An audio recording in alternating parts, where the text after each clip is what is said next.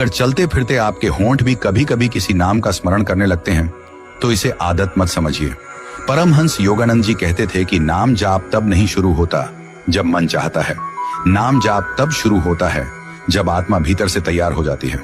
बहुत से लोग मंदिर में बैठकर नाम लेते हैं, लेकिन कुछ लोग ऐसे होते हैं जिनका नाम चलते फिरते सांसों के साथ जीवन के हर क्षण में बहने लगता है, और जब ऐसा होता है तब जीवन चुपचाप बदलना शुरू कर देता है। यह बदलाव बाहर से दिखाई नहीं देता, लेकिन भीतर ऐसा कुछ घटता है जो इंसान को पहले जैसा नहीं रहने देता। जो व्यक्ति चलते फिरते नाम जाप करता है, उसके साथ सबसे पहला परिवर्तन मन के स्तर पर होता है। बाहर की दुनिया वैसी ही रहती है, शोर भी रहता है, जिम्मेदारियां भी रहती हैं, समस्याएं भी आती हैं, लेकिन भीतर का मन पहले जैसा उछलता नहीं। पहले जो मन हर बात पर प्रतिक्रिया करता था, अब वही मन नाम के सहारे टिकना सीखने लगता है। परमहंस योगानंद कहते थे, उतना ही भीतर खाली होता गया, और जितना अधिक उसने नाम को थामा उतना ही भीतर भरता गया। यह परिवर्तन अचानक नहीं होता, यह बहुत शांत और सूक्ष्म ढंग से घटित होता है। नाम जप करने वाला व्यक्ति अब दूसरों से बहुत अधिक अपेक्षा नहीं करता। इसका कारण निराशा नहीं बल्कि तृप्ति होती है। जब भीतर कोई रिक्तता नहीं बचती, तब बाहर से भरने की आवश्यकता भी नहीं रहती। ऐसे व्यक्ति के रिश्ते अधिक सरल हो जाते हैं। वह किसी को पकड़कर नहीं रखता, न ही किसी के चले जाने से टूट जाता है। वह जानता है कि जो आया है वह एक भूमिका निभाने आया है, और जो गया है वह भी अपनी भूमिका पूरी कर चुका है। इस समझ के पीछे कोई दर्शन नहीं बल्कि नाम स्मरण से उपजा हुआ अनुभव होता है। परमहंस योगानंद जी कहते थे कि जब नाम जप गहरा होता है तब व्यक्ति की करुणा स्वतः बढ़ जाती है। वह दूसरों के दुख को देखकर उपदेश नहीं देता, बल्कि मौन में उन्हें स्वीकार करता है। उसकी उपस्थिति ही कई बार दूसरों को शांति दे देती है। लोग समझ नहीं पाते कि ऐसा क्यों होता है, लेकिन कारण यह होता है कि नाम जप करने वाले के भीतर अहंकार धीरे धीरे ढीला पड़ जाता है। जहां अहंकार कम होता है, वहां प्रेम अपने आप बहने लगता है। यह प्रेम दिखावा नहीं होता, यह किसी विशेष व्यक्ति तक सीमित नहीं होता, बल्कि यह जीवन के प्रति एक कोमल दृष्टि बन जाता है। ऐसे व्यक्ति के जीवन में चमत्कार भी होते हैं, लेकिन वे चमत्कार बाहर से अधिक भीतर के होते हैं। कभी किसी पुरानी पीड़ा का अचानक शांत हो जाना, कभी वर्षों से चले आ रहे द्वंद्व का अपने आप समाप्त हो जाना, कभी बिना प्रयास के सही निर्णय हो जाना, ये सब उसी आंतरिक संरेखण के परिणाम होते हैं। नाम जप मन को धीरे धीरे उस लय में ले आता है जहां वह जीवन की बड़ी धारा के साथ बहने लगता है, उसके विरुद्ध संघर्ष नहीं करता।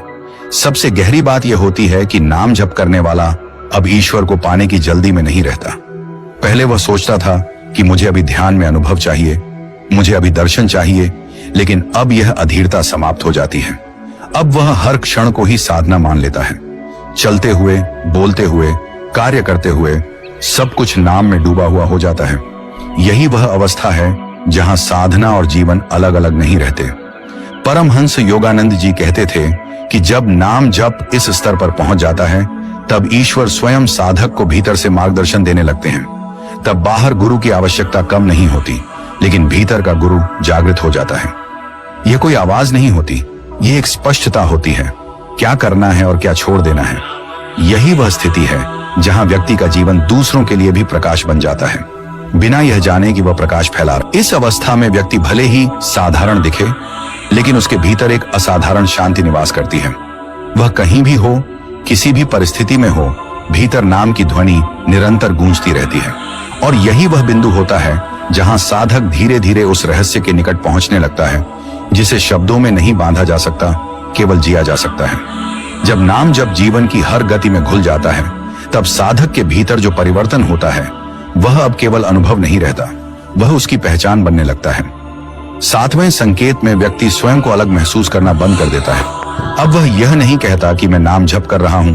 परमहंस योगानंद जी कहते थे कि यह वही अवस्था है जहां साधक का द्वैत धीरे धीरे गलने लगता है। अब ईश्वर कोई अलग सत्ता नहीं रह जाते, बल्कि हर अनुभव में प्रकट होने लगते हैं। इस अवस्था में व्यक्ति के भीतर गहरा मौन जन्म लेता है। यह मौन बाहर के शोर के अभाव से नहीं आता, बल्कि भीतर के विचारों के शांत हो जाने से आता है। दुनिया पहले जैसी ही चल रही होती है, लोग बोल रहे होते हैं, समस्याएं आती जाती रहती हैं, लेकिन भीतर एक स्थिरता बनी रहती है। नाम जप अब किसी मंत्र के उच्चारण तक सीमित नहीं रहता, वह उस मौन का आधार बन जाता है। व्यक्ति जब बोलता है तब भी भीतर मौन रहता है, जब सुनता है तब भी मौन रहता है, और जब कुछ नहीं करता तब भी वही मौन बना रहता है। यही वह मौन है जिसमें आत्मा स्वयं को पहचानती है। सातवें संकेत में एक और सूक्ष्म परिवर्तन होता है। व्यक्ति का समय के साथ संबंध बदल जाता है। पहले वह अतीत के बोझ और भविष्य की चिंता में जीता था, लेकिन अब वह वर्तमान में टिकने लगता है। उसे यह अनुभव होने लगता है कि जीवन किसी लक्ष्य की दौड़ नहीं है, बल्कि एक सतत प्रवाह है। नाम जप उसे बार बार इसी क्षण में लौटा लाता है। जब मन भटकता है, नाम उसे वापस ले आता है। जब भावनाएं उथल पुथल करती हैं, नाम उन्हें थाम लेता है। धीरे धीरे वर्तमान क्षण ही उसका आश्रय बन जाता है। यही कारण है कि ऐसे व्यक्ति के चेहरे पर एक सहज शांति दिखाई देती है, जिसे शब्दों में समझाया नहीं जा सकता।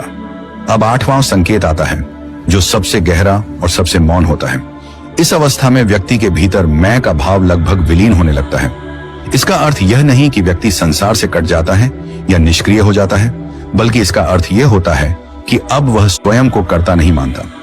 जो कुछ होता है उसे वह उसी परम चेतना की लीला के रूप में देखने लगता है। तो दोस्तों, आपने आज के इस वीडियो से क्या सीखा?